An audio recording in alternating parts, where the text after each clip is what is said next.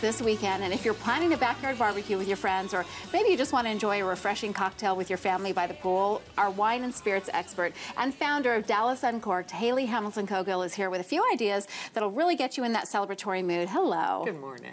Good morning. Okay, so we're going to talk cocktails. Cocktails and a few wines, because I understand, you know, if you aren't a big spirits drinker, then did throw a few wines in there that I think are really special and perfect for kind of a 4th of July celebratory weekend. But the first one, so kind of a new gin on the market. It's called G-Vine. It's from France. It's made actually in the Cognac region of France.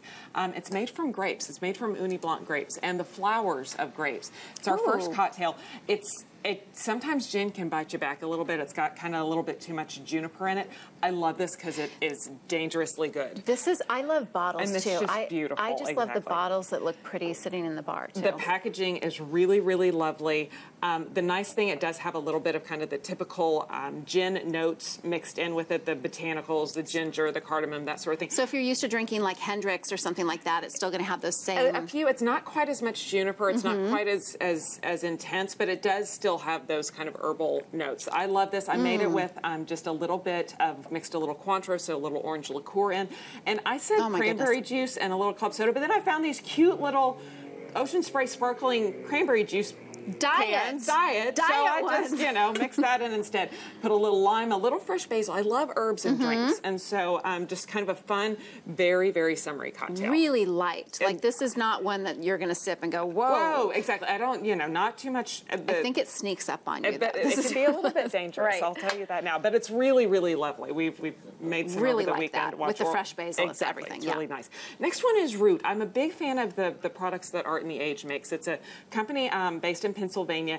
They make these really, really interesting organic spirits that kind of have a nod to how spirits were made back in the day, per se, but with a lot of different botanicals. This is their root, so it's kind of like a root beer, essentially, mixed it with just a little bit of ginger ale. The nice thing about it, though, it has that kind of cinnamon and birch bark and all of these kind of different normal flavors. That's our second one. drink. Okay. And then just made a little root and ginger, a little, you know, diet ginger ale, because I think it's the best soft drink out there. It tastes like root beer with a little kick. Exactly. It tastes like root beer. That's really good. Again, might sneak up on you, but really, really good. And I mean, you know, the nice thing about it also is you don't need a lot of it. So a bottle of this will last you a long time. Yeah, very, very good. Really, and that's really just a natural root beer flavor. Exactly. Exactly. Just so from the different herbs and botanicals and how they actually make it. It's based, it's a kind of a sugar cane spirit base, kind of like a rum would be, and then just infused with all these different botanicals. Very, very good.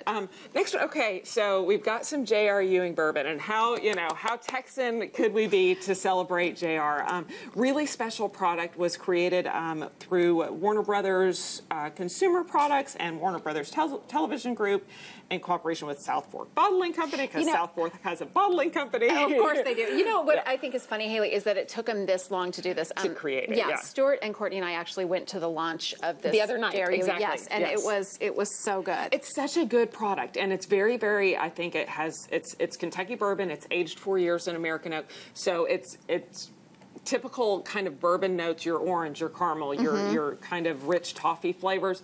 But it plays, it pays homage to one of the greatest characters in television history. And Larry Hagman, we were dear friends with him, and so it's great to see kind of this product come out for him. Would he have loved this? I think so. Yeah. I think he would have loved it, yes. And then just made a little bit of kind of a ginger julep, mixed a little bit of Domaine de Canton ginger liqueur in. Wow, that's really good. A little club soda, a little fresh mint. I'm kind of on a ginger kick, and so I think that, bourbon and ginger do really well. It's a really kind of classic combination. Haley, I'm not like a bourbon whiskey drinker. This is so good. So good. It's so good. I love you. Kind of girlied it up for me with the mint, and I really appreciate that. Again, I love it. just fresh herbs, whatever you have, throw it in there, see what you like. Like I said, threw a few wines in, just kind of some special ones that I think would be nice for the weekend. First one's from Pally. It's a Chardonnay, Sonoma Coast. Pally's kind of a small producer. They're really getting a good presence here in Dallas right now. Really focused on single vineyard kind of wines, classic kind of Chardonnay flavors with the good Sonoma Coast, your kind of coastal influence. Great product. It's about $20. You can find it throughout Dallas and on their website.